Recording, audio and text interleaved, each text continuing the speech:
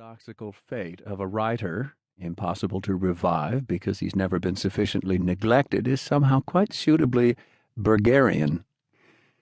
That said, it's impossible for others not to rage on Berger's behalf for a larger share of attention and rewards. Take the words of the Pakistani Texan novelist Zulfikar Gozeh. Novels whose subject matter is their greatest appeal are invariably vastly popular.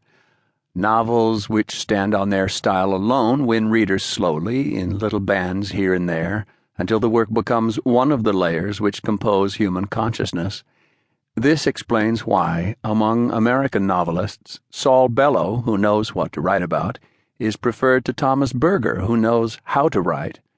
Berger is a novelist and nothing else.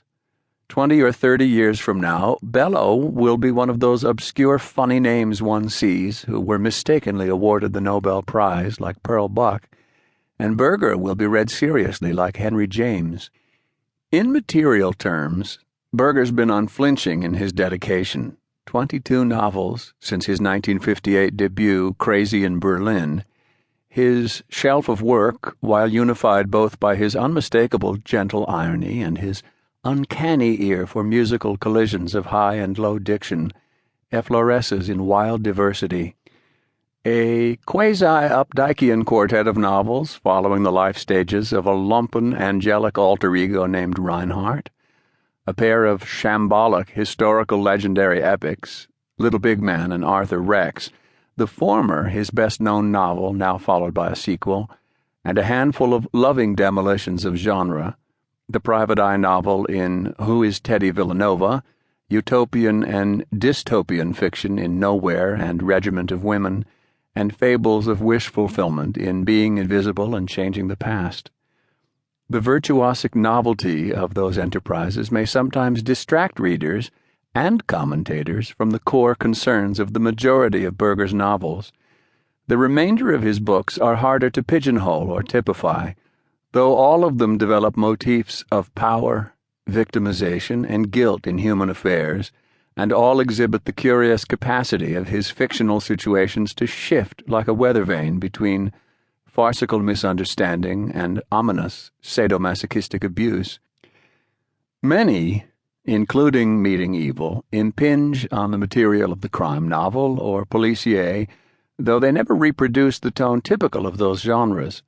Meanwhile, the audience that savors crime in fiction has overlooked Berger, much as the tropical explorers in the famous Mad magazine cover illustration are unaware, as they scrutinize the trees, that they are huddled in the concavity of an enormous footprint.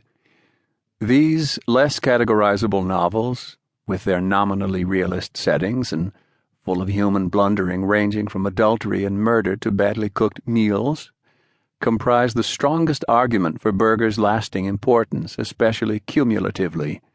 The sequence I have in mind begins with the monumental Killing Time, Berger's fourth novel, which I've described elsewhere as Jim Thompson rewritten by an American Flaubert.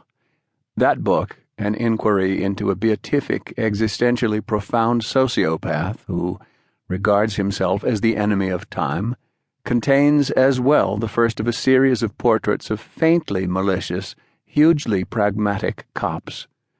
Berger's fascination with policemen, the guilt they inspire in introspective souls, the morbidity they indulge as a byproduct of their mission, the mental ambiguity filters they necessarily adopt, is matched only by Alfred Hitchcock's.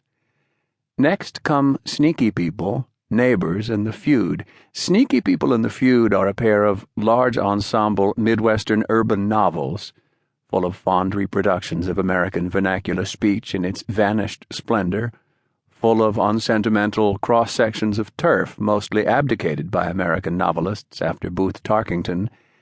Neighbors, Berger's favorite among his own books, partly for what he describes as the effortlessness of its composition, inaugurates a masterful triumvirate of novels of menace. Its companions are The House Guest and the book to which you are now listening. Each of these three books is theatrical, tightly unified in time, and in the case of the two novels before Meeting Evil, in place as well. Each make a study of what I'd call ambivalent usurpation, uncanny